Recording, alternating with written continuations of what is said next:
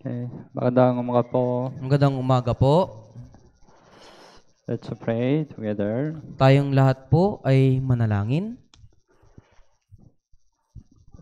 Dear merciful and gracious Father, Mahal naming Ama na mahabagin at mapagpala, thank you for saving us from sin and eternal destruction.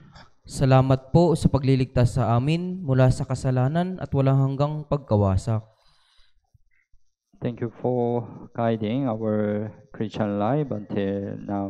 Salamat po sa pagpapatnubay sa aming pamumuhay Kristiyano magpahanggang ngayon.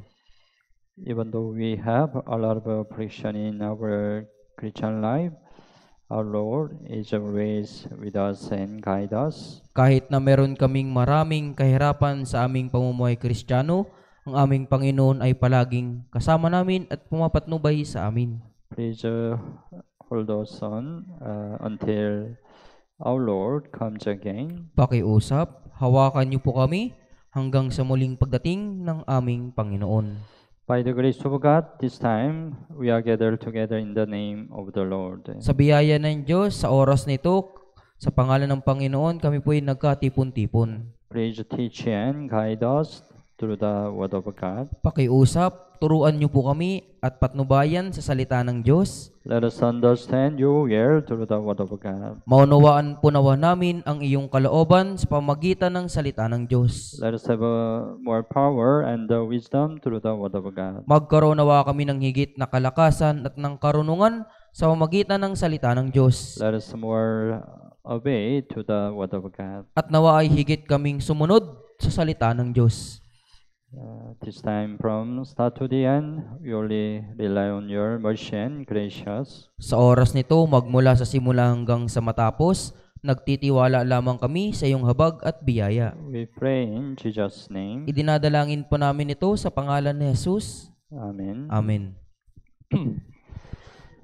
Okay, let's open to the Bible, 2 Timothy chapter 2. Buksan po natin sa ating Biblia, ikalawang Timoteo, chapter 2.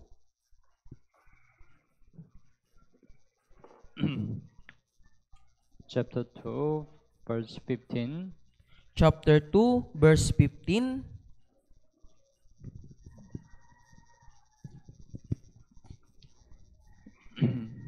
Chapter 2, verse 15. Chapter 2, verse 15. Okay. Basahin po natin ng sabay-sabay.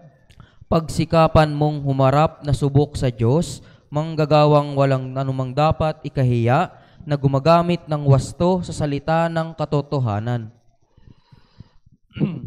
Okay, you are learning 2 Timothy. Tayo po ay nag-aaral ng ikalawang Timoteo. So, last week we learned verse 15. Sa nakaraang linggo po, pinag-aralan na po natin yung verse 15. Apostle says what is needed to become the approved worker before God. At sinasabi po ni Apostol Pablo kung ano po yung kailangan upang maging subok na manggagawa ng Diyos.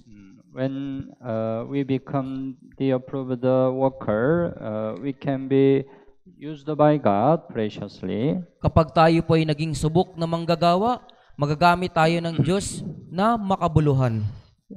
That's why the approved worker requires three things. Kaya yung subok na manggagawa, ito po yung nangangailangan ng tatlong bagay. So last week we learned, right? The approved worker needed to rightly divide the word of truth.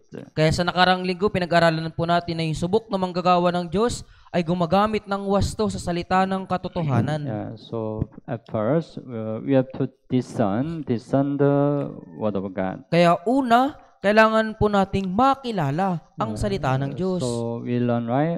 To discern the word of God, we have to learn and study the Bible diligently. Kaya para makilala yung salita ng Diyos, kailangan nating pag-aralan at matutunan ng masigasig, ng masikap yung salita ng Diyos. And we need to be obedient person to discern the Word of God. At kailangan nating maging masunuring tao para sundin po yung salita ng Yeah, Diyos. when we have the heart to obey to the Word of God, we can rightly divide the Word of God. Kapag meron po tayong puso na sumunod sa salita ng Diyos, magkakaroon tayo ng wastong, magagamit natin ng wasto yung salita ng katotohanan. And also we need to more fear the Lord to discern the Word of God. Kailangan po nating higit na magkaroon ng takot sa Panginoon para makilala po yung salita ng Diyos. Yeah, when we fear the Lord, we become more humble. Kapag meron tayong takot sa Diyos, magkakaroon tayo ng higit na pagpapakumbaba. When we are humble, we can rightly discern the Word of God. Kapag tayo po yung mapagkumbaba, magagamit natin ng wasto yung salita ng katotohanan. Yeah, and also we need to be more awakened to discern the Word of God. At kailangan nating maging higit na gising para makilala yung salita ng Diyos. So, the first thing, right, we have to discern the Word of God rightly. Kaya unang bagay po, kailangan nating makilalang mabuti yung salita ng katotohanan. Yeah. And today, let's think about remaining two things. At ngayon po, pag-isipan naman po natin yung natitirang dalawang bagay. Yeah. Verse 15, a worker who does not need to be ashamed. Sinabi sa verse 15, manggagawang walang anumang dapat ikahiya. Yeah, we need to be clean. We need to be clean, not to be ashamed. Kailangan nating maging malinis na walang dapat ikahiya. Of course, if we are not clean, right, we will be ashamed. Siyempre po, kapag hindi tayo malinis, mahihiya tayo.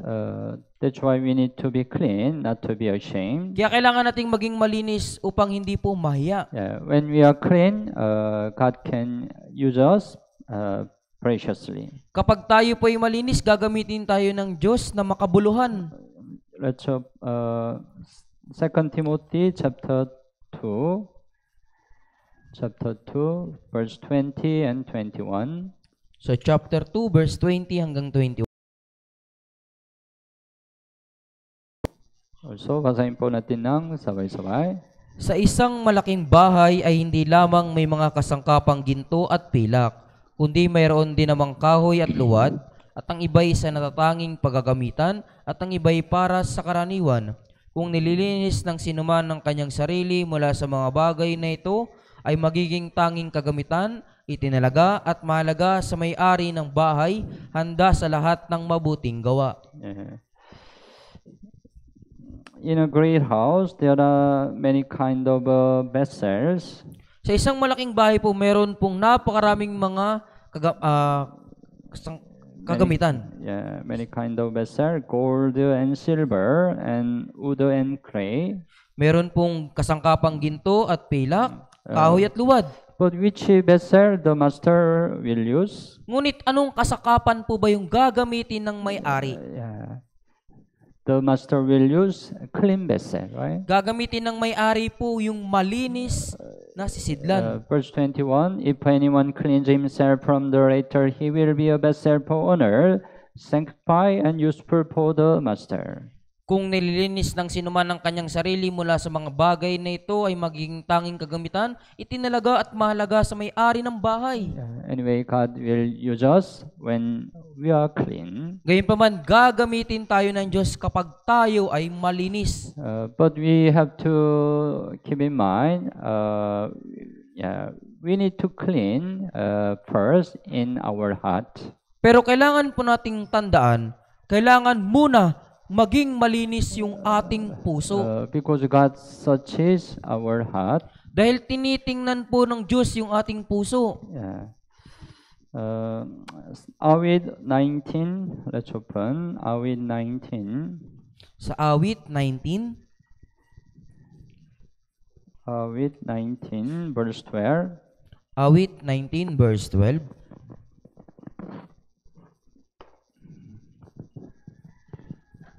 Awit 19:12. Okay, basahin po natin ng sabay-sabay. Sinong makakaalam ng kanyang mga kamalian patawarin mo ako sa mga pagkakamaling di nalalaman. Who can understand his error? Cleanse me from secret faults. Sinong makakaalam ng kanyang mga kamalian? Patawarin mo ako sa mga magkakamaling di nalalaman. Secret fault, secret sin, right? Yung mga pagkakamaling di nalalaman, yung mga di nalalamang kasalanan. Secret sins, maybe nobody knows my secret sin, right? Marahil yung lihim na kasalanan po, walang nakakaalam nito. But God knows my secret sin, right? Pero alam ng Diyos yung aking lihim na kasalanan. If my secret sins are revealed, maybe we will be very ashamed, right? Marahil kung mahayag po yung ating lihim na kasalanan, tayo po ay mahihiya. That's why we need to clean. We need to clean secret sin. Kaya kailangan nating linisin po yung lihim na kasalanan. Maybe the secret sin is the sin in our heart, right? Marahil yung lihim na kasalanan po, yan yung mga kasalanan sa ating puso. Because sin in our heart, nobody knows, right? Dahil yung mga kasalanan sa ating puso, walang nakakaalam. It can be secret sin, right? But God knows our secret sin. Pero alam po ng Diyos yung ating lihim na kasalanan. That's why we have to cleanse our secret sin. Kaya kailangan nating linisin yung ating mga lihim na kasalanan. And also sometimes we don't like. Hindi natin nakikilala yung ating mga kasalanan. Even though we have a sin, we don't recognize our sin. Kahit meron tayong kasalanan, hindi po natin ito nalalaman, nakikilala. Because usually we are very generous to ourselves, right? Dahil madalas po tayo po ay napakabuti sa ating sarili. But we are very strict to other, right? Pero tayo po ay napaka-stricto sa iba. That's why even though we have a sin, we don't recognize our sin. Kaya kahit na nagkakasala tayo, hindi po natin ito nalalaman. So that's why we need to reflect ourselves. Kaya kailangan nating tingnan yung ating sarili. Awit 139. Awit 139. Verse 24. Awit 139, 24. Also, basahin po natin ng sabay-sabay. At tingnan mo kung may anumang lakad ng kasamaan sa akin at patnubayan mo ako sa daang walang hanggan. See if there is any wicked way in me. Tingnan mo kung may anumang lakad ng kasamaan sa akin. It means if I have some sin, please help me to know my sin. Ibig sabihin, kung meron man akong anumang kasalanan, pakiusap, tulungan mo kung malaman ko yung kasalanan. So we need to reflect ourselves. Kaya kailangan po nating tingnan yung ating sarili. Then we can be clean. We can be clean. Kung gayon tayo po'y magiging malinis. So Apostle Paul, he really tried his best to be clean.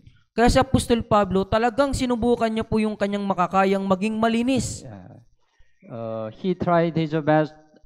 He doesn't have any guilty in his conscience. Ginawa niya yung kanyang makakaya, hindi siya magkaroon ng pagkakasala sa kanyang budhi. Acts chapter 24. Gawa, Kapitulo 24.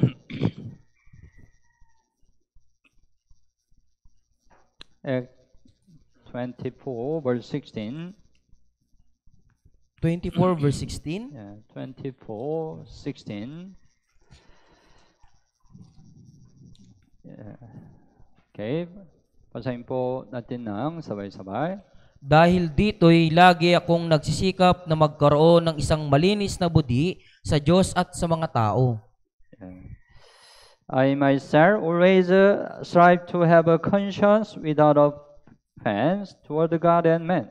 Lagi akong nagsisikap na magkaroon ng isang malinis na budhi sa Diyos at sa mga tao.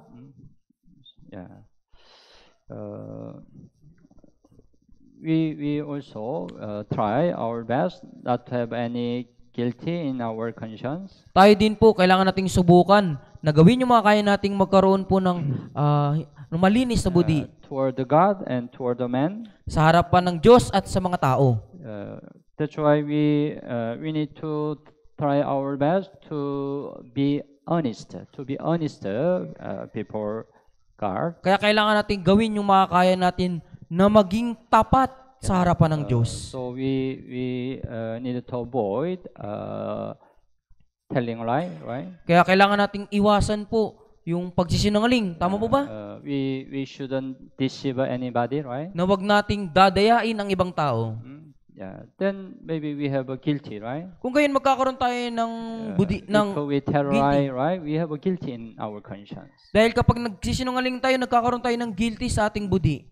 That's why we need to try our best to be honest before God. Kailangan nating subukan yung ating mga kaya na maging tapat sa harapan ng Diyos. Yeah. So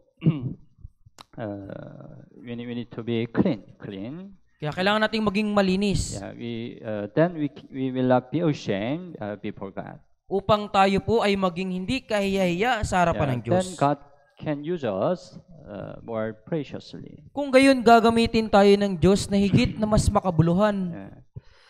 Yeah. Let's go back 2 Timothy chapter 2, Balikan po natin yung 2 Timoteo chapter 2. verse 15. Yeah. To become the approved worker, what we need. Upang maging subok na manggagawa, ano po yung kailangan natin? Verse 15, be diligent to present yourself approved to God. Pagsikapan mong humarap na subok sa Diyos. Yeah, we need to be diligent to present ourselves to God. Kailangan nating pagsikapang humarap na subok sa Diyos. Of course, if we don't present ourselves, God cannot use us. Siyempre, kapag hindi natin iniharap yung ating sarili, hindi tayo gagamitin ng Diyos. So we have to try our best to present ourselves to the Lord. Kaya kailangan nating subukan yung makakaya nating iharap yung ating sarili sa harapan ng Diyos. Romans chapter 12. Roma, Kapitulo 12. Romans chapter 12, verse 1. Roma chapter 12, verse 1. 12, verse 1. Okay, basahin po natin ng sabay-sabay. Kaya nga, mga kapatid, isinasamo ko sa inyo, alang-alang sa mga kahabagan ng Diyos, na inyong ialay ang inyong mga katawan na isang handog na buhay, banal na kasiyasiya sa Diyos, na siya ninyong makatwirang paglilingkod. Yeah. It's right. You present your bodies a living sacrifice. Sinasabi dito, inyong ialay ang inyong mga katawan na isang handog na buhay. Yeah. When we got the salvation, our body is not ours anymore. Nung magkaroon po tayo ng kaligtasan, yung katawan po natin, hindi na ito sa atin. Yeah. Our body is already returned to God. Yung katawan natin, ito po ay nakabalik na sa Diyos. Our body belongs to God. Yung katawan natin ay sa Diyos na po. Yeah. Our body is just separate from this world to God. Kayong katawan natin, nahiwalay na po mula sa sanlibutan ito, tungo sa Diyos. That's why we have to present our body as a living sacrifice. Kaya kailangan nating ialay yung ating katawan bilang isang handog na buhay. Yeah. We need to understand the meaning of the sacrifice. Kailangan nating maunawaan ang kahulugan po ng handog. Sacrifice offering. Yung handog po, yung alay po. In Old Testament, right, the animal was used as a sacrificing offering, right? Sa lumang tipan po, yung hayop po, ginagamit po ito bilang handog. For example, there are many cow outside. Halimbawa, mayroon pong maraming baka sa labas. Right? But they are not sacrificing offering. Pero hindi pa po sila naihahandog. Yeah, they don't become offering. Hindi pa sila nagiging alay. But priest choose one cow, right? Pero yung pari pipili ng isang baka. Yeah, choose a clean cow, Pipili ng malinis na baka. right? Tama Then po ba? it become offering. At ito ay magiging handog. It is separated from other many cow to God. Ito ay mahihiwalay sa ibang mga baka tungo sa Diyos. Yeah, it's offering. Yan right? po yung handog. Yeah, our body. Yeah, after salvation. Yeah, after salvation, our body is no more ours. Kaya pagkatapos ng kaligtasan, yung katawan natin, hindi na po ito sa atin. Our body is already separated from this world. Yung katawan natin nahiwalay na po mula sa sanlibutang ito. Our body become living sacrifice. Yung katawan natin naging isang handog na buhay. Yeah, so our body needed to be given to God. Kaya yung katawan natin dapat na maibigay sa Diyos. The Bible explains where through the burnt offering, burnt sacrifice in Old Testament. Kaya malinaw na pinapaliwanag ng Biblia sa lumang tipan po yung handog na sinusunog. Let's open Leviticus chapter 1. Buksan natin sa Levitico Kapitulo 1. Leviticus chapter 1 verse 6. Levitico chapter 1 verse 6.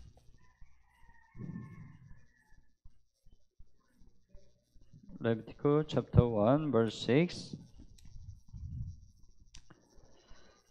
hanggang 9, 6 to 9. Magmula verse 6 hanggang 9. 6 hanggang 9. Okay. Basahin po natin ng sabay-sabay. Kanyang babalatan at pagpuputol-putulin ang handog na sinusunog. Maglalagay ang mga anak ng paring si Aaron ng apoy sa ibabaw ng dambana at aayusin ang kahoy sa apoy. Aayusin ng mga paring anak ni Aaron ang mga bahagi, ang ulo at ang taba sa kahoy na nakapatong sa apoy na nasa ibabaw ng dambana.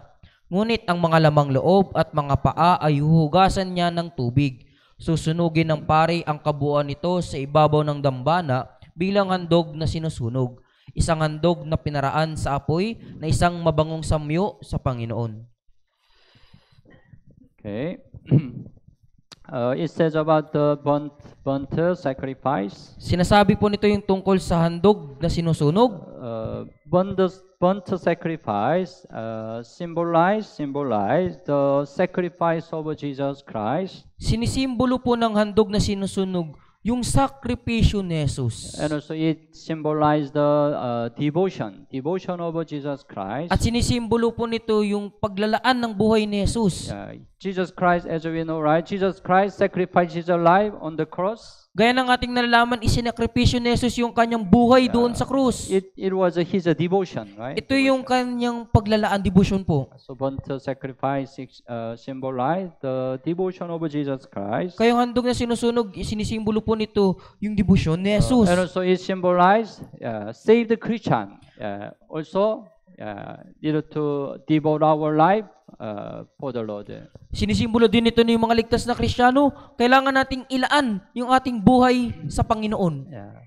It also symbolizes the devotion of a saved Christian. Sinisimbolo din ito yung paglalaan ng buhay ng mga ligtas na Kristiyano. So after salvation, we have to devote our life for the Lord. Pagkatapos ng kaligtasan, kailangan nating ilaan yung ating buhay para sa Panginoon. It is the same, present our body as a living sacrifice. Parehas lamang po nito na ialay natin yung ating katawan bilang handog na sinusunog na buhay. So to devote our life for the Lord, what is needed? Kaya para may handog yung ating katawan, ano po yung kailangan? We need to understand verse 6. Sa verse 6 po, He shall skin the burnt offering and cut it into its pieces. kanyang babalatan at pagpuputol-putulin ang handog na sinusunog. At first, needed to remove the peel of the skin of the animal. Una, kailangan pong tanggalin o balatan po yung balat ng hayop. The animal already separate as a burnt offering. Yung hayop na ito, hiniwalay na siya bilang handog na sinusunog. But the priest doesn't offer the burnt offering immediately. Pero hindi po agad na ihahandog ng pari yung hayop na yun bilang handog na sinusunog.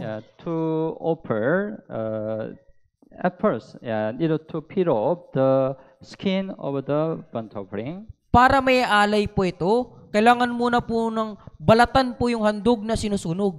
Why peel off the skin? Bakit kailangan pong balatan? We need to understand the meaning, spiritual meaning. Kailangan po nating maunawaan yung spiritual na kahulugan. Even though we get the salvation, right? We still have many sinful nature. Kahit na nagkaroon na po tayo ng kaligtasan, meron pa rin po tayong maraming likas na pagkamakasalanan. We are not yet changed, right? Hindi pa rin talaga tayo nababago. That's why our former life needed to be changed. Kaya yung dati nating pamumuhay, dapat na mabago. We have to remove all our former life after salvation. Kailangan nating alisin ang lahat nating dating pamumuhay pagkatapos maligtas. Our corrupted former life, we have to remove. Yung ating nasisirang buhay dati, kailangan na po nating alisin. It is a peel of the skin. Yan po yung pagbabalat po. So we can see in church it happened. Kaya nakikita po natin ito na nangyayari sa loob ng church. After salvation, right? We can see the brothers and sisters, their life gradually changes. Pagkatapos ng kaligtasan, nakikita natin yung mga kapatid na unti-unti po nababago yung kanilang buhay. Tama ba? You also change it, right? Kayo din po ba inabago na? You can see some brothers and sisters, they are changed. Nakikita niyo po ba yung mga kapatid natin na unti-unting nababago? Peel off the skin. Binabalatan po. Sometimes we see, right?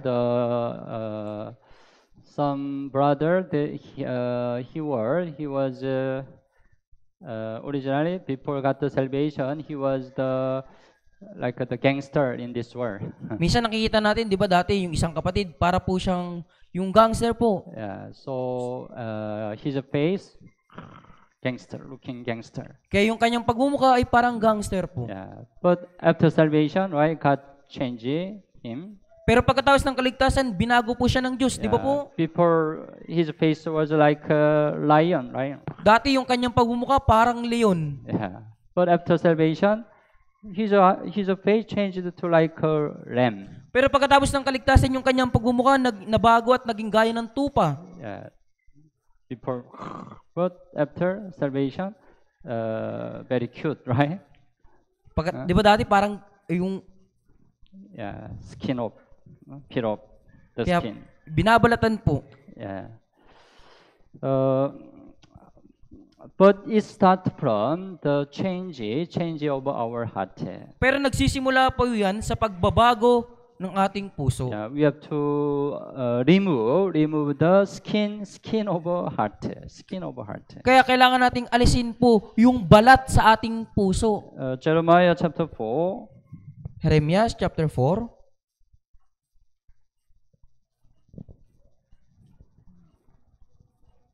Jeremiah chapter 4 verse 4. Jeremias chapter 4 verse 4. Jeremiah chapter 4 verse 4. Okay, basahin po natin ng sabay-sabay. Tuliin ninyo ang inyong mga sarili para sa Panginoon at inyong alisin ang maruming balat ng inyong puso, o mga taga-Juda at mga mamamayan ng Jerusalem. Baka ang aking puot ay sumiklab na parang apoy at magliyab na walang makakapatay nito dahil sa kasamaan ng inyong mga gawa. It's right. Take away the foreskin over your heart. Sinabi dito, inyong alisin ang maruming balat ng inyong puso. At first, our heart must be changed after salvation. Una, dapat yung ating puso ay mabago pagkatapos maligtas. Even though we get the salvation, why we still hold on our own thought? Kahit na nagkaroon na po tayo ng kaligtasan, di ba? Hawak-hawak pa rin natin yung ating sariling kaisipan. We follow our former thought. Na sinusundan natin yung ating dating kaisipan. It is it needed to be changed. Yan po'y dapat nababago. Yeah. The value of this world, the value of our life needed to be changed. Yung halaga ng ating buhay, dapat pong mabago. Before get the salvation, what's the value of our life? Bago yung kaligtasan, ano po ba yung halaga ng ating buhay? Maybe some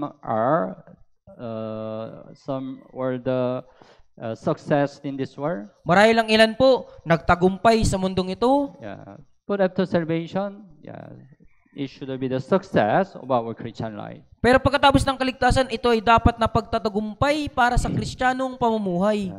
We have to remove the former thought. Kaya kailangan nating alisin yung dating pag-iisip. Yeah. Ephesians chapter 4. Efeso chapter 4, verse 22. sa verse 22 hanggang 22 to 24.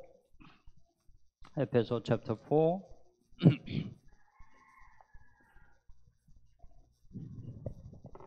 hanggang 24, basahin po natin ng sabay-sabay.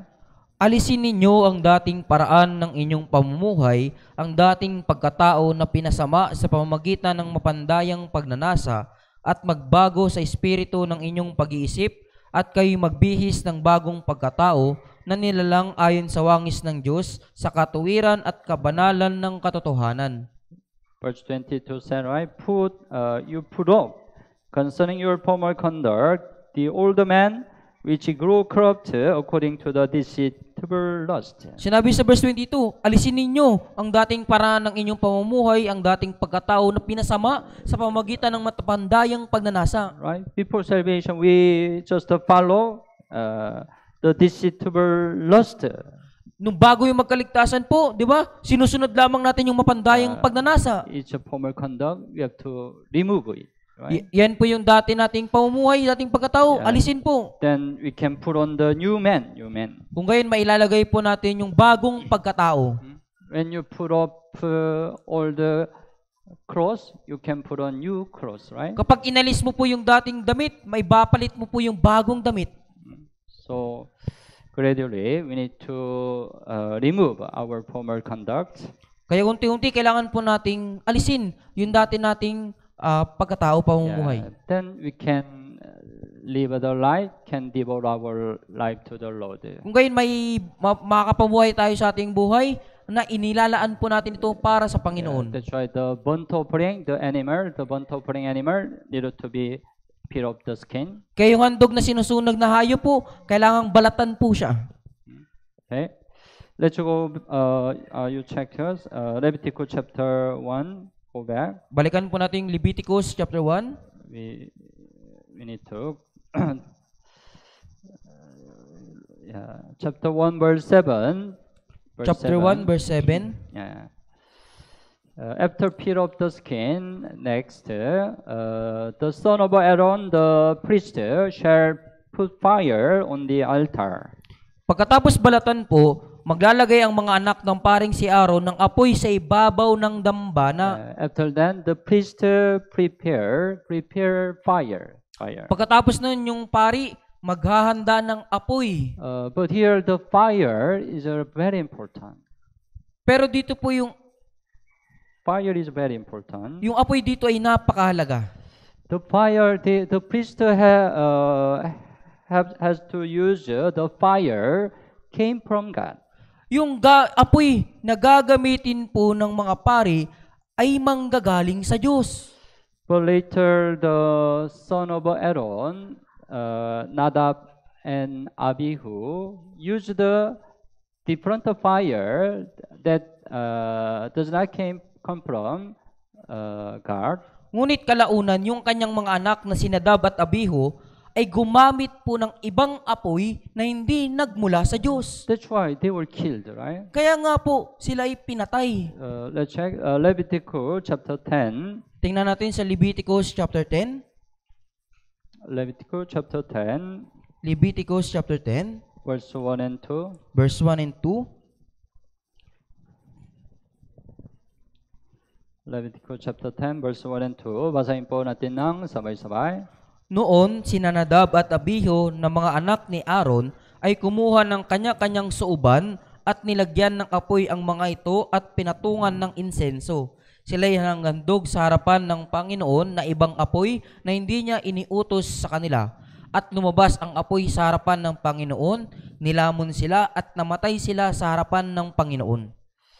Right? They were killed. Pinatay po sila, di ba po? Why? Bakit po? They used the other fire. Gumamit sila ng ibang apoy That was not come from God. na hindi nagmula sa Diyos. Right? Tama po ba? That's why the priest must use the fire that came from God. Kayo mga pari po, dapat nilang gamitin yung apoy na nagmula sa Diyos. What do you mean? Using other fire? Ano po yung kahulugan ng paggamit ng ibang apoy? We have to devote our life for the glory of God, not for glory of me. Kailangan nating ilaan yung ating buhay para sa kaluwalhatian ng Diyos at hindi para sa kaluwalhatian ko. Usually fire symbolize the passion.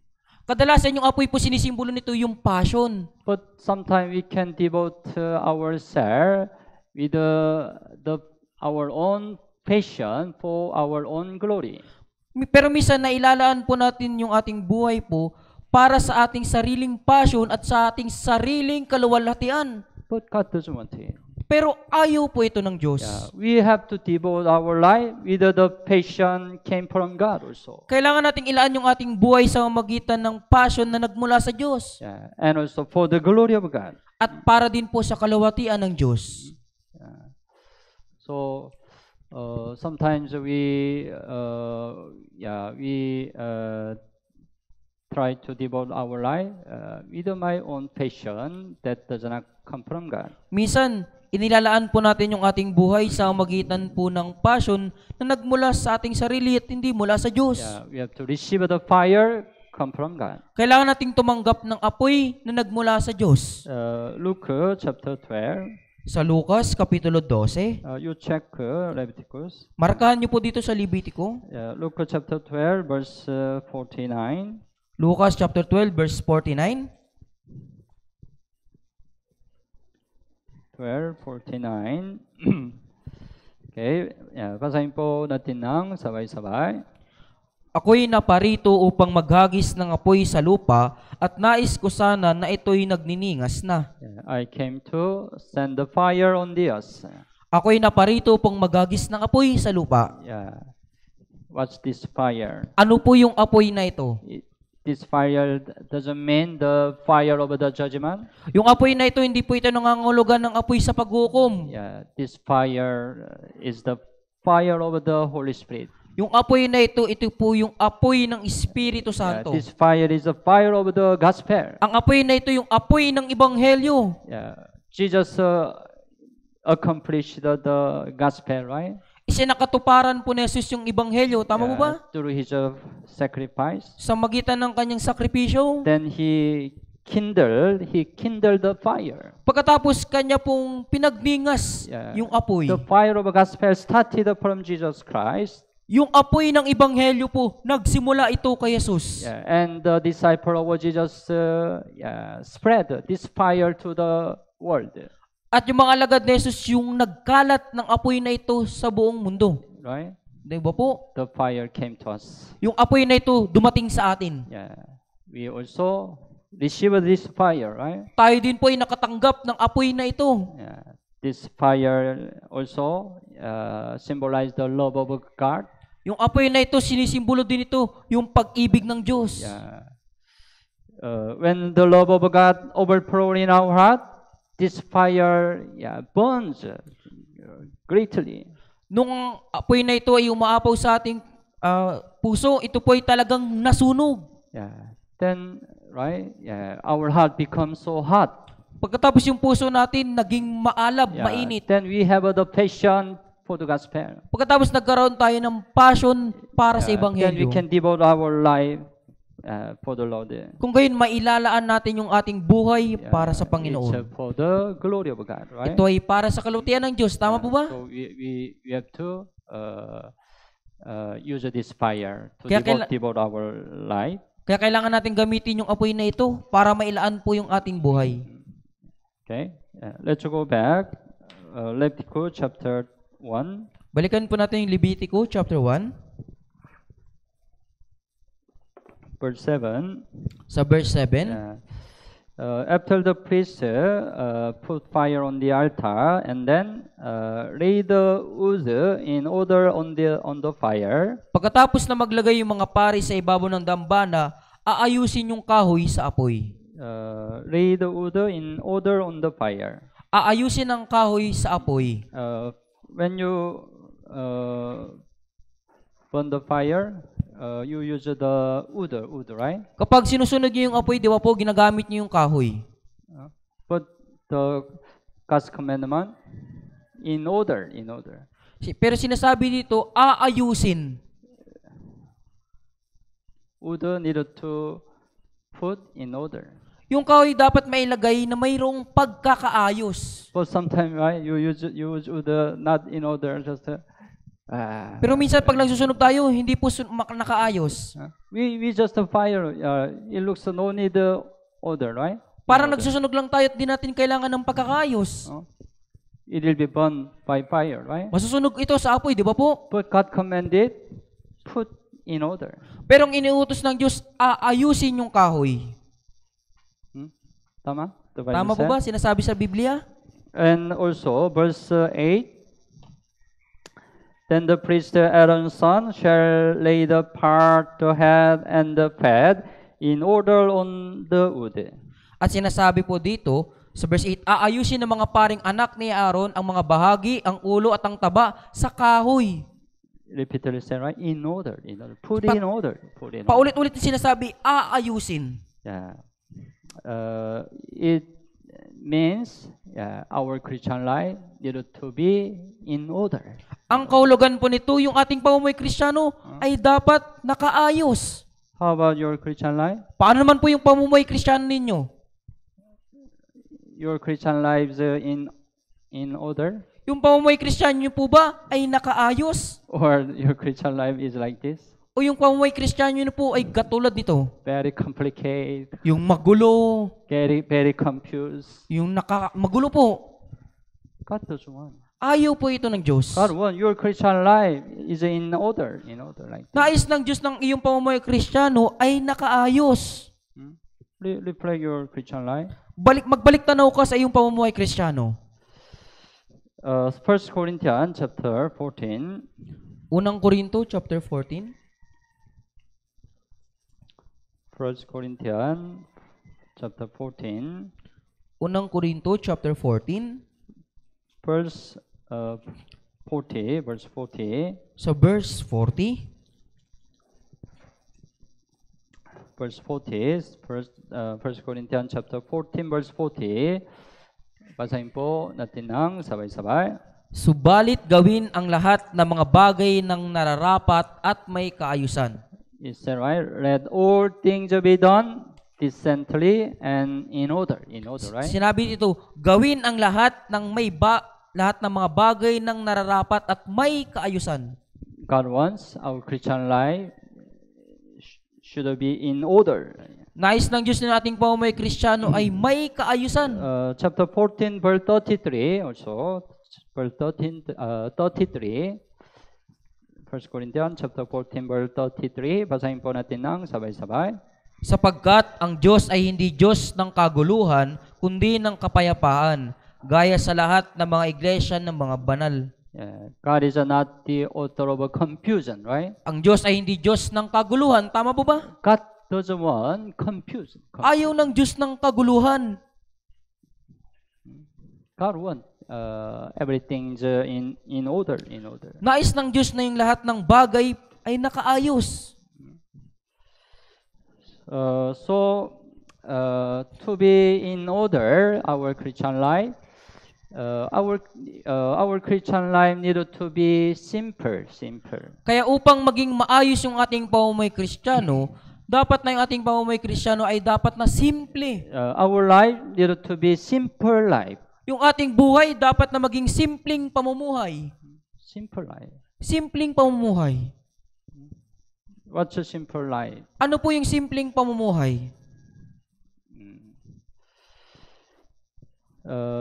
There are many things that hinder your Christian life, right? Meron pong napakaraming bagay na humahadlang sa iyong pamumuhay Kristiyano. Tama mo ba? There are many worldly things in this world, right? Meron pong napakaraming makamundong bagay sa mundong ito. So usually everything in this world, the worldly thing can hinder your Christian life. Pero lahat ng bagay sa libutan ito, yung makasalimutan bagay, yung humahadlang sa iyong pamumuhay Kristiyano. That's why if you are engaged in the worldly things, so many kind, it cannot be simple life, right? Kaya kung makikisalamuha ka sa maraming makamundong bagay sa mundong ito, hindi po ito simpleng pamumuhay. Then you need to cut off. Then the things that make you the things that hinder your Christian life. Kaya kailangan mo pong putulin. Tanggalin po, alisin yung mga bagay na nakakahadlang sa iyong pamumuhay You Kristiyano. need to make a simple life. Simple. Kailangan nung maging simpleng pamumuhay. How can be simple life? Paano po magiging simpleng pamumuhay? Very simple. Napakadali lang. Very simple, right? Napakadali lang po. For example, if you are a student, Halimbawa, kung ikaw ay isang estudyante, your life can be very simple. yung buhay mo magiging simple. School, house, church. School, sa bahay at sa church. You go to only school, house, church. Palagi ka nagpupunta sa school, bahay at church. So how about your worldly friend? Pero paano naman yung makamundo mong kaibigan? They want to go to other place, right? Gusto nilang pumunta sa ibang lugar, tama ba? They want to go to some for example the karaoke. Halimbawa, gusto nilang pumunta doon sa mga Sing, right? yung sa mga Karaoke? What do you sa call? mga kantahan po, di ba po? Karaoke, tama? It's a Korean word? I'm not sure. The sing, right? Sing. Worldly Yung sa mga kantahan po, di ba? Right? So your friend want to go there, right? Kaya yung mga kaibigan nyo gustong pumunta po doon, di ba? Anyway, there are many places, right? The worldly place, right? Kaya pa napakarami pong mga makasalimbutang lugar. Yeah, but you can simplify. If you are worker, your company, your house, church. Pero kung ikaw isang manggagawa, sa iyong company, sa iyong bahay at church. Yeah. If that's why you cut off. If it hinder your Christian life, Kaya putulin mo yung mga bagay na makakahadlang sa iyong pamumuhay Kristiyano. make a simple life. Magkaroon ng Then simpleng your pamumuhay. life can be in order. Kung gayon yung buhay mo ay magiging maayos. If you are complicated like this, how can you devote your life to the Lord? Kung ikaw ay magulo, paano mo mailalaan ang iyong buhay sa Panginoon? It's impossible. Imposible po iyon. When you are in order, you can really devote your life to the Lord. Kung ikaw ay simple at nakaayos, talagang mailalaan mo yung iyong buhay sa Panginoon. Yeah. That's why God commanded, put in order the wood and all the part of the animal. Kaya inuutos ng Diyos na dapat nakaayos po yung kahoy po, yung mga yung hayop po. Let's go back, Leviticus chapter 1. Leviticus chapter 1, Leviticus chapter 1, verse 9. sa verse 9. And he shall wash each entrail and each rag with water. Ngunit ang mga lumang loob at mga paa ay hugasan niya ng tubig. Need to wash entrail and rag by water. Kailangan hugasan po ng tubig yung mga lamang loob at paa. You know what's the entrail, right? Alam niyo po ba yung lamang loob? Tama po ba? The entrail of the animal. Yung lamang loob ng hayop. Maybe some of you like intellect of animal. Maralang ilan sa inyo gusto po yung lamang loob ng hayop. Masarap. Masarap po.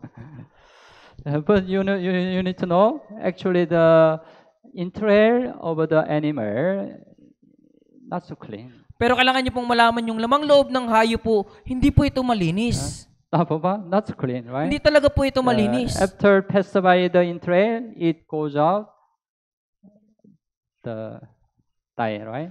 Di ba? Pagkatapos dumaan sa lamang loob po, lalabas po yun. Tama? Tama po ba? It's not clean, right? Kaya hindi po ito malinis. That's why need to clean. Kaya nga po, kailangang linisin. And also leg is not clean. At yung mga paa ay hindi malinis. Because leg need to walk outside dirty place. Right? Dahil yung paa po, siya ay lumalabas, naglalakad. That's why God commanded to wash intellect and the leg. Kaya sinabi ng Diyos na hugasan po yung mga lamang loob at paa.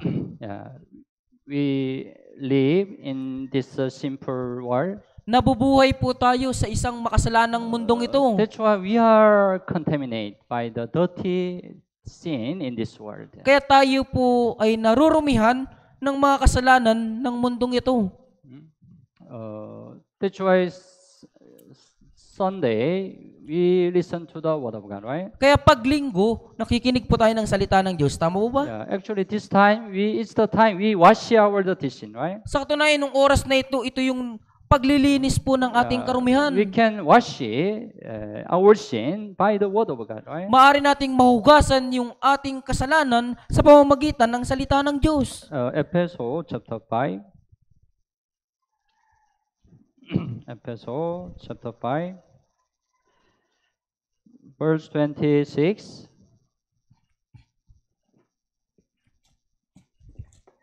Ephesians chapter 5, verse 26.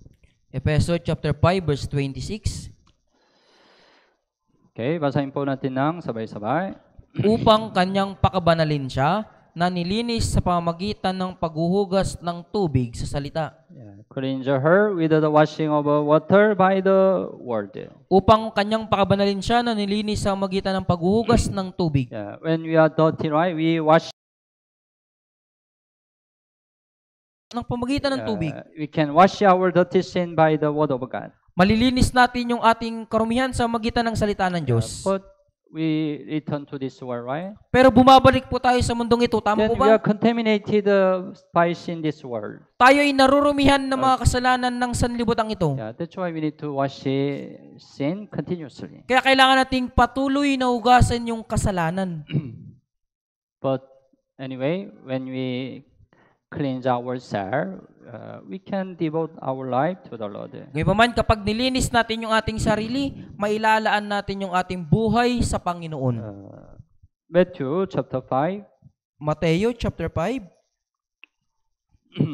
Matthew chapter 5, 23 and 24. 23 and 24.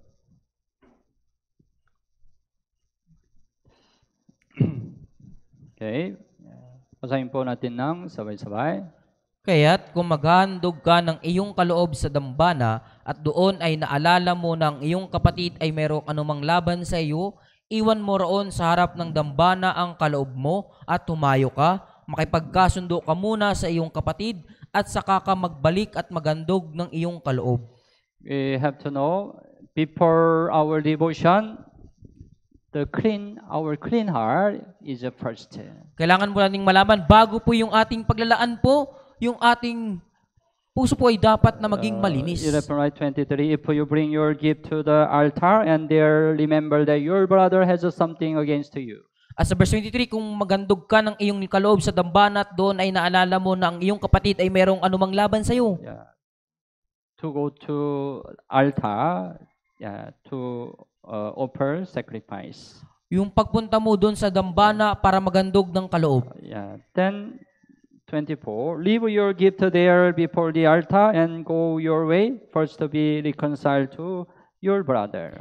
Iwan mo roon sa harap ng dambana ang kaloob mo at humayo ka, makipagkasundo ka muna sa iyong kapatid.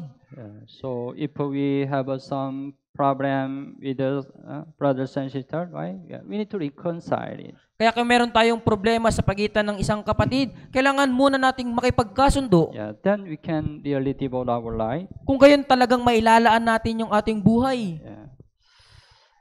So before devotion, we need to cleanse ourselves first. Kaya bago po yung devotion po, kailangan mo nating linisin yung ating sarili. Before I experienced Dati po naranasan ko. when I before the church, when I was in the former church, we planned the Bible seminar in the one college. Nung ako po ay nasa dating church, kami po ay nagsagawa ng Bible seminar sa isang college. Yeah, because there were many our brothers and sisters in the college. Dahil meron pong marami nating mga kapatid dun sa isang college. But one day, the brothers and sisters in the college, the weekday suddenly visit me.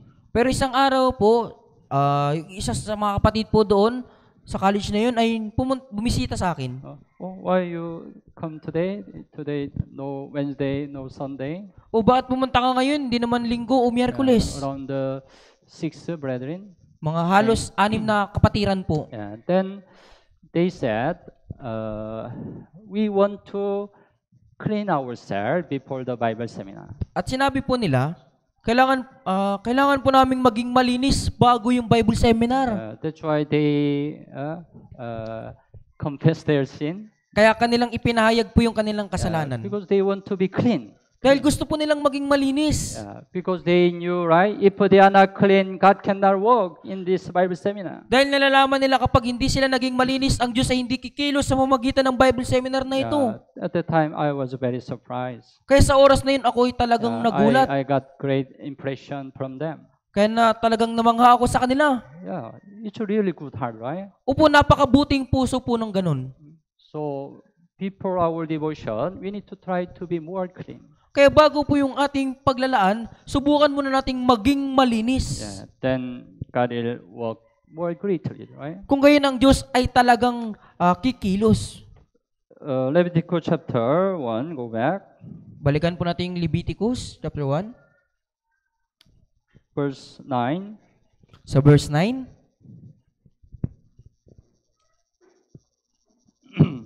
Chapter 1, verse 9.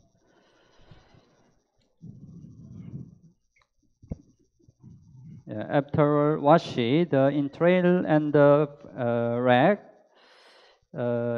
the priest shall burn all on the altar as a burnt sacrifice. Pagkatapos na hugasan yung lamang loob at mga paa, susunugin ng pari ang kabuuan nito sa ibabaw ng damba na bilang handog na sinusunog. The priest shall burn all, right? Susunugin ng pari ang kabuuan. No remaining. Walang natitira. Whole body of the animal were burned, right? Yung buong katawan ng hayop po'y susunugin. Yeah, we have to devote ourselves completely. Kailangan nating ilaan yung ating buhay ng buo. God doesn't want our partial devotion.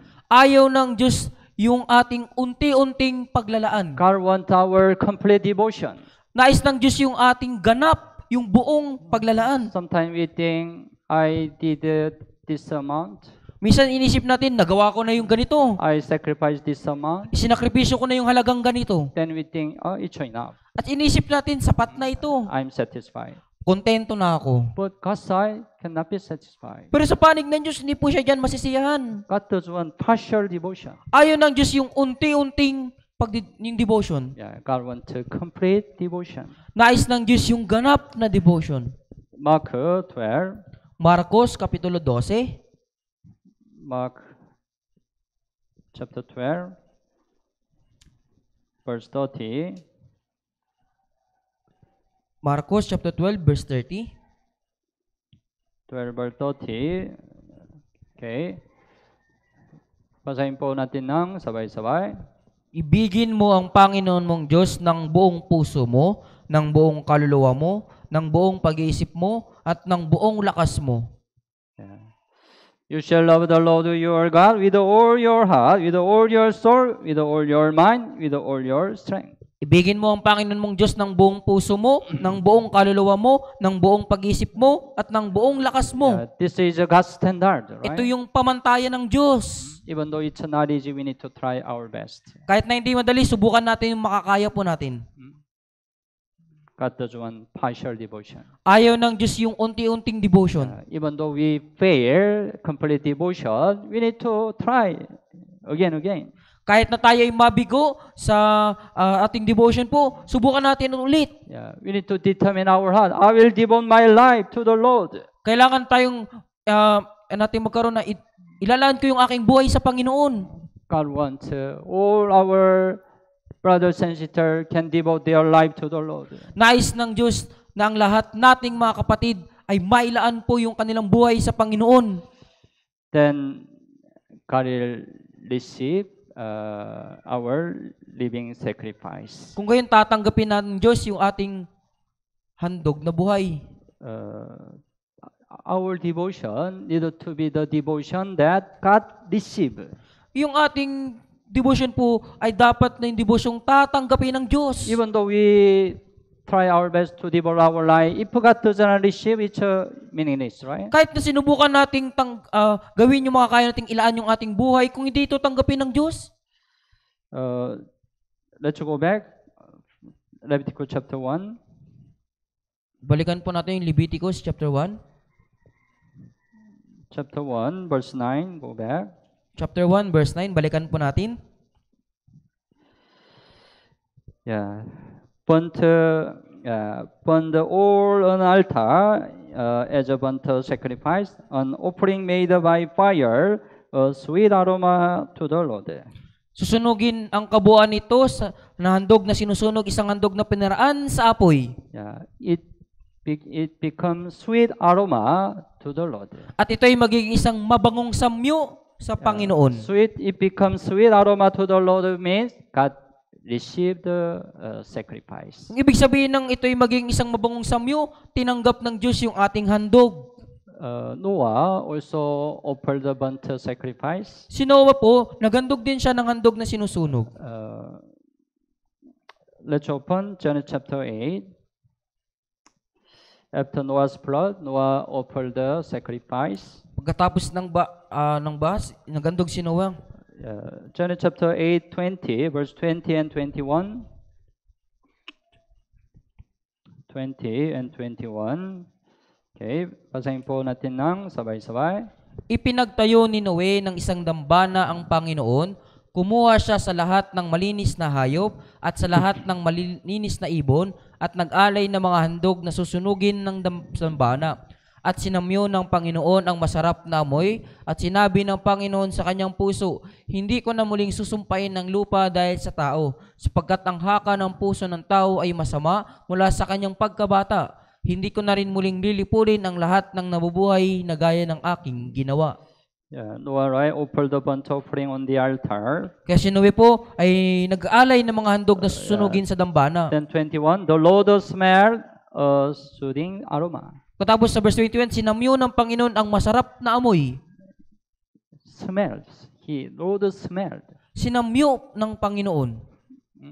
It means God accepted. Ibig sabihin, tinanggap ito ng Diyos. So, it's really important. Our devotion need to be accepted by God. Kaya napakalaga po na yung ating devotion ay matanggap ng Diyos. Philippians chapter 4.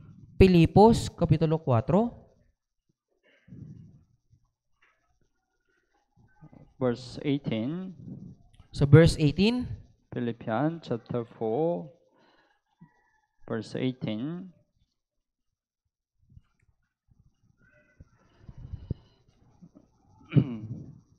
Okay. Basahin po natin ng sabay-sabay. Ngunit meron ako ng lahat ng bagay at sumasagana.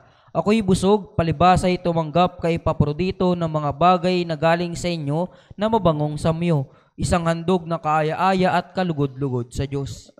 Philippian church helped and supported the passport for the gospel. Yung mga banal sa Pilipos po, tinulungan nila si Pablo sa Ebanghelyo.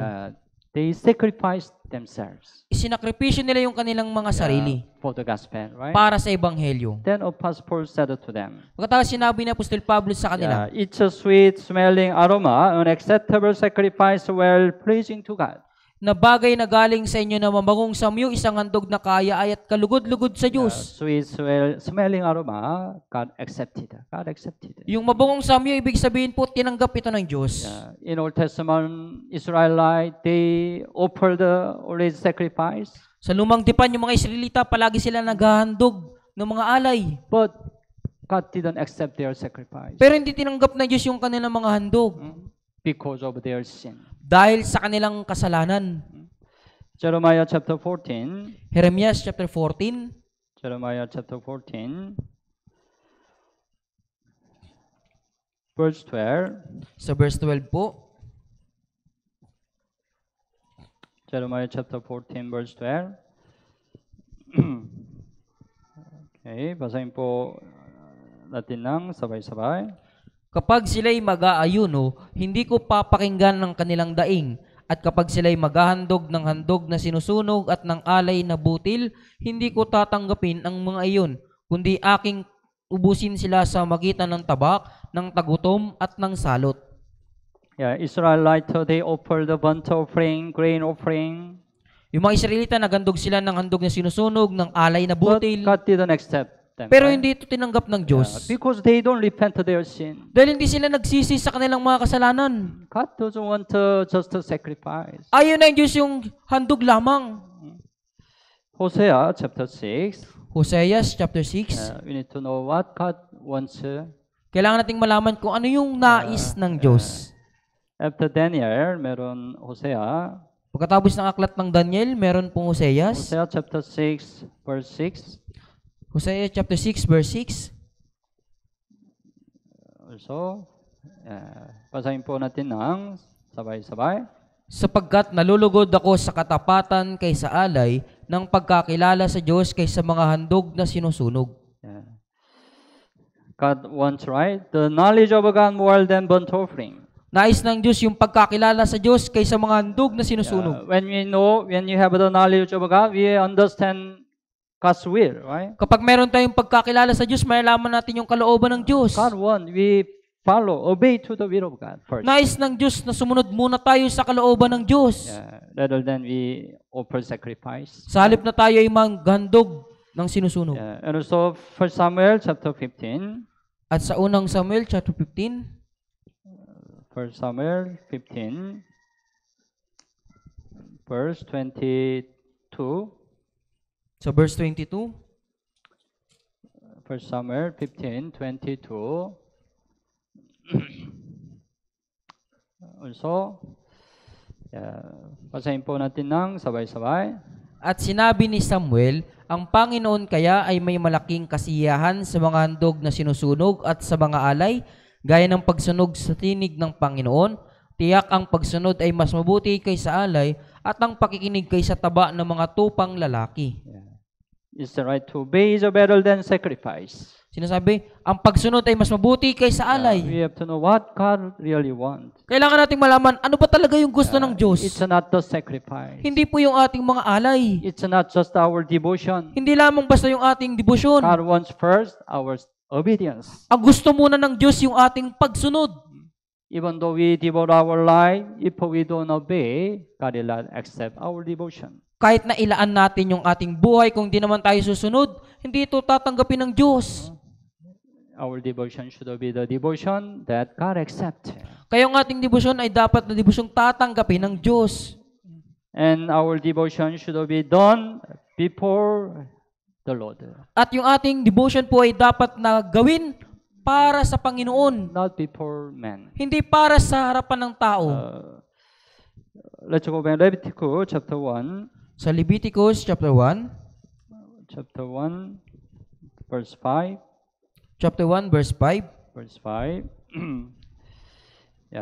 He shall kill the bull before the Lord. at kanyang papatayin ang toro sa harapan ng Panginoon. Important thing is before the Lord. Ang malagang bagay sa harapan ng Panginoon.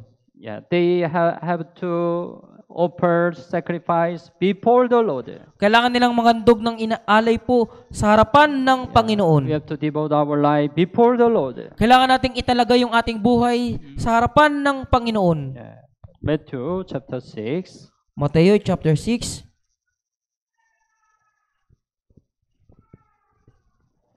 Matthew 6 verse 1. Mateo chapter 6 verse 1. Matthew 6 verse 1. Okay. Basahin po natin ng sabay-sabay. Mag-ingat kayo na huwag ninyong gawin ang inyong kabanalan sa harap ng mga tao upang makita nila, sapagkat kung gayon, wala kayong gantimpala mula sa inyong Ama na nasa langit. Yeah. Jesus said, right? Take heed that you do not do your charitable deeds before men to be seen by them. Sinabi po dito, mag-ingat kayo na huwag ninyong gawin ang inyong kabanalan sa harap ng mga tao upang makita nila. Sometimes it can happen, right? We devote our life before men to be seen by them. Minsan po ba nangyayari na itinatalaga natin yung ating buhay sa harapan ng mga tao upang makita nila? Then what happened? Otherwise, you have no reward from your Father in heaven. Sapagkat kung gayon, wala kayong gantimpala mula sa inyong Ama na nasa langit. No reward in heaven mean God will not accept your devotion.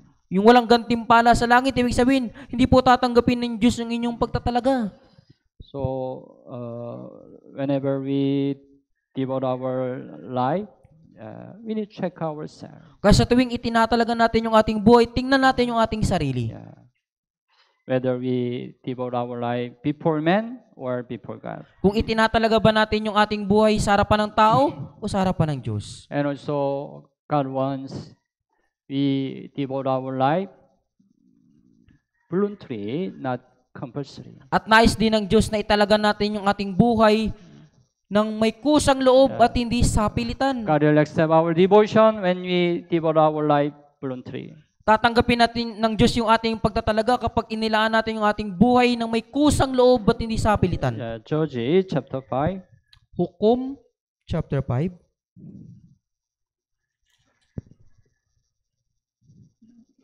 Judges chapter 5 verse 9. Hukom chapter 5 verse 9. Chapter 5 verse 9.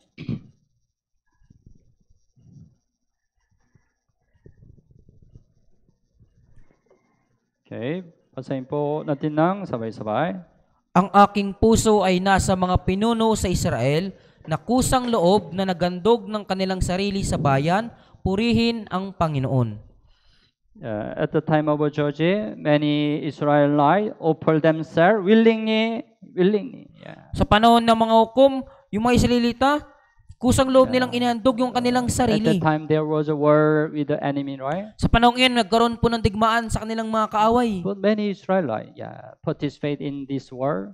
Pero maraming mga Israelita yung nakilahok sa digmaang They ito, offer themselves willingly, right? na inilaan yung kanilang sarili ng kusang loob. That's why God accept them. Kaya tinanggap sila ng Diyos. Maybe lesson military, right? Many brothers and sisters, they sacrifice a lot, right? Opos, marahil sa nakarang summer retreat, maraming kapatid, isinakripisyo nila yun. Right? It's very hard, right? Napakainit po nun. But they devote their life, willingly, right? Willingly. Pero itinalaga nila yung kanilang buhay na may kusang loob. That's why maybe God accepted them. Kaya marahil tinanggap sila ng Diyos. So, actually, it's impossible. We devote our life compulsorily. Sa katunayan, imposible po na italaga natin yung ating buhay ng sapilitan. Maybe one time or two time we can devote, right? Compulsory. Marahil isang beses, dalawang beses may talaga natin yung ating buhay ng sapilitan. But it will not continue. Pero hindi yan magpapatuloy. It's really difficult, right? Talagang mahirap po yan. But we can offer, we can devote our life willingly, continuously. Pero magagawa nating italaga yung ating buhay ng kusang loob ng tuloy-tuloy. Especially the last thing, we think one more. We have to devote our life for the gospel. Higit sa lahat, huling bagay na po, kailangan nating italaga yung ating buhay para sa ebanghelyo. Because it's the reason why we live our living life. Sapagkat yan yung dahilan kung bakit pa tayo nabubuhay sa ating natitirang buhay. Apostle Paul really showed the good example, right? Si Apostol Pablo ay nagpakita talaga ng mabuting halimbawa. Philippians chapter 2. Pilipos Kapitulo 2. Philippians chapter 2. Pilipos chapter 2. 17. Verse 17. Verse 17. Philippians chapter 2. Verse 17. Okay. Basahin po natin ng sabay-sabay. Oo, kahit ako'y ibuhos bilang inuming handog sa ibabaw ng alay at paglilingkod ng inyong pananampalataya, ako'y natutuwa at nakikigalak sa inyong lahat. Apostle Paul said, right, I am being poured out as a drink offering on the sacrifice. Sinabi ng Apostol Pablo, kahit ako'y ibuhos bilang inuming handog sa ibabaw ng alay. What do you mean drink offering? Ano po yung ibig sabihin ng bilang inuming handog? In Old Testament, Israelite also offered the drink offering. Sa lumang tipan, yung mga Israelita, naghahandog din po sila ng inuming handog. When they offer the offering, they pour the wine. Tapos kapag naghandog sila ng inuming handog, ibinubuhos po nila yung alak. Wine. What it means wine? Ano po yung ibig sabihin ng alak? It means blood. Ibig sabihin yung dugo. Right? We have a Lord's Supper. When we have a Lord's Supper, we drink wine, right? Di ba pag meron po tayong Lord's Supper, umiinom tayo ng yung alak, yung wine. It's red, right? Di ba pula po iyon? It symbolizes the blood of Jesus. Sinisimbolo na yung dugo ni Jesus. So drink offering, it means Apostle Paul was ready to die. Yung inuming handog, ibig sabihin nito, si Apostol Pablo, handa na po siyang I mamatay. can give my life for the gospel. Ibibigay ko yung aking buhay para sa Ebanghelyo. He was ready to devote his life for the gospel. Handa siyang ilaan yung kanyang buhay para sa Ebanghelyo. That's why Gawa chapter 20, he said, Gawa chapter 20, verse 22 hanggang 24. Sa verse 22 hanggang 24. 22 hanggang 24. Okay. Gawa 20, 22 hanggang 24. Basahin po natin ng sabay-sabay. At ngayon, bilang bihag sa Espiritu, ay patungo ako sa Jerusalem na hindi nalalaman ng mga bagay na mangyayari sa akin doon. Maliban na ang Espiritu Santo ay nagpapatotoo sa akin sa bawat lungsod na sinasabing ang mga tanikala at ang kapigatian ay naghihintay sa akin. Ngunit hindi ko itinuturing ang aking buhay na mahalaga sa aking sarili upang maganap ko lamang ang aking katungkulan at ang ministeryong tinanggap ko sa Panginoong Hesus na magpatotoo sa magandang balita ng biyaya ng Diyos. Apostle Paul knew what will happen when he go to Jerusalem. Nalalaman ni Apostol Pablo kung ano yung mangyayari kapag siya ay nagtungo sa Jerusalem. But he didn't fear his death. Pero hindi siya natakot sa kanyang kamatayan. Because he was ready to die, right? Dahil handa po siyang mamatay. His whole life was completely devoted for the gospel. Yung kanyang buong buhay ay talagang nakatalaga para sa Ebanghelyo.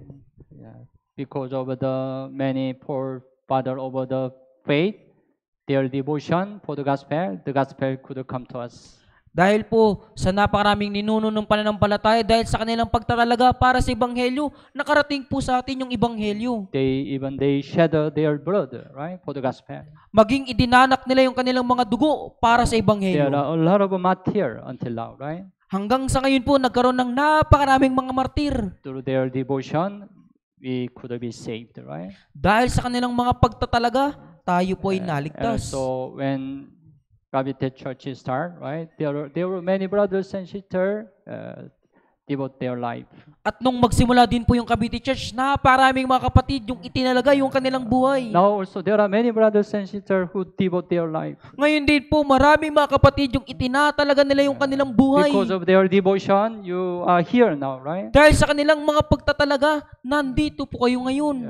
Now, it's our time. Ngayon, ito na po yung ating panahon. It's the time we have to devote our life, right? Ito na yung oras na maitalaga natin yung ating buhay. Actually, we don't have much time to devote our life. Wala na right? po tayong sapat na oras para magtalaga sa ating buhay. Because our time, Jesus' second coming is really near, right? Dahil sa ating panahon, yung ikalawang pagdating ni Jesus ay talagang napakalapit na. Yeah. So until God allow the time, yeah, we have to more devote our life. Kaya hanggat sa paintulot ng Diyos yung oras, italaga natin ng higit yung ating buhay. Yeah, God will use the one who devote their life At preciously. gagamitin ng Diyos yung siyang talagang itinatalaga yung kanyang buhay. Yeah, so we need to become the approved worker. Kaya kailangan nating maging subok na manggagawa. Yeah, so at first we have to discern the word rightly. Kaya una, kailangan nating gamitin ng wasto yung salita. And second, we shouldn't be ashamed.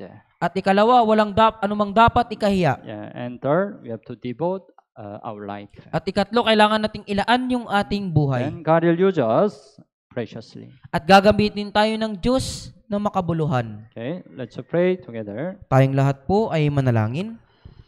Dear merciful and gracious Father, Mahal naming Ama na mabagin at mapagpala, thank you for saving us from sin and eternal destruction. salamat po sa pagliligtas sa amin mula sa kasalanan at wala hanggang pagkawasak. Thank you for guiding us to abide in church until now. Salamat po sa pagpapatnubay sa amin na manatili sa church magpahanggang ngayon. We know that there are a lot of temptation of this world. Nalalaman po namin na mayroong pong maraming mga tukso ng sanlibutan ito. Please keep us from the temptation of this world. Pakiusap, ilayo niyo po kami mula sa mga tukso ng sanlibutan. Please hold us on to abide in church until our Lord comes again. Pakiusap, hawakan niyo po kaming matatag na manatili sa church hanggang sa muling pagdating ng Panginoon. And we hope we can really give our life to the Lord.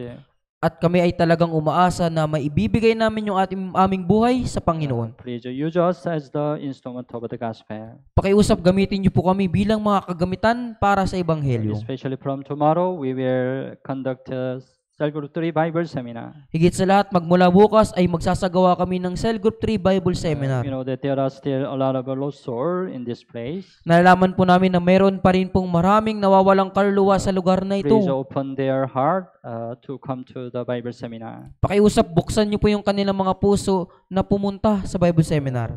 Please work the Holy Spirit so that we can save many lost souls through the Bible Seminar. Pakiusap, gamitin niyo po kami upang magawa naming magligtas ng maraming nawawalang kaluluwa sa magitan ng Bible Seminar. We only rely on your mercy and gracious. Umaasa lamang po kami sa iyong habag at biyaya. We pray in Jesus' name. Idinadalangin po namin ito sa pangalan ni Jesus. Amen. Amen.